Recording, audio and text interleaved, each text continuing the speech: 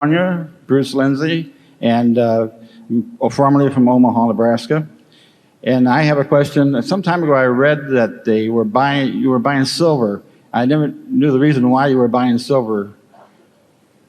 Well, we covered the silver purchase in the 1997 annual report for a special reason. Well, it was part of a group of 3 unconventional investments we made, and one of those investments was of sufficient size so that we felt people ought to know about it specifically. And then we felt our shareholders ought to know that we sometimes do things that they might not have guessed that we would do from reading past annual reports. So we named the 3 unconventional investments. But in this year's report, we have stated that we will not be naming those investments unless one of 2 things happens. One is that they become of a size that you should know about them specifically in order to evaluate the kind of thing we do in Berkshire and the commitment of resources that has been made.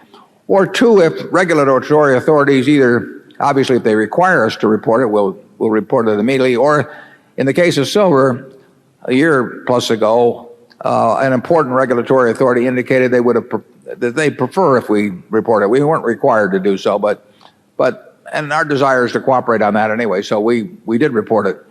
But we stated in this year's report that absent those factors, we will not be giving details on unconventional investments any more than we give any more details on our regular equity holdings than we're more or less required to do. We did say that we had changed certain of the unconventional investments that were described in the previous year's report, and we stated that we had entered into several new ones. So we are in some things that most of you, or maybe all of you, don't know about, but they aren't of sufficient size so that they're going to, in any material way at all, affect your investment. Charlie? Nothing to add. Zone 4.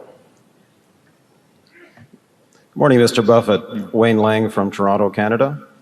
Last year, when you were asked about the year 2000 computer issue, you expressed some concerns about the cost overruns and the federal government readiness.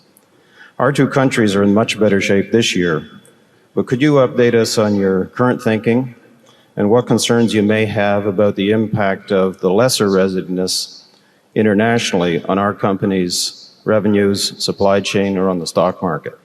Yeah, last year I think I also told you I didn't really consider myself an expert on this, and what I tell you is just what I pick up from being on audit committees or talking to people who are a lot smarter than I am in this sort of area. But that doesn't mean they're right on it, because talking to people who are a lot smarter than I am in this sort of area, but that doesn't mean they're right on it, because my general feeling, and all secondhand, my general feeling is that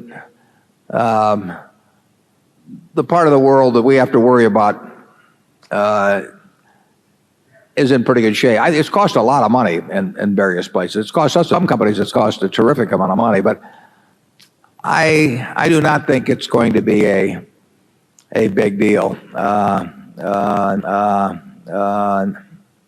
I could be wrong, but I'm less worried about it being a big deal today than I was a year ago. And Charlie, do you know anything to add? No. Does that mean you think it's going to be less of a big deal than you thought a year ago, or No, it means I have nothing to add. Okay. That's probably what I should have said in the first place. Zone 5.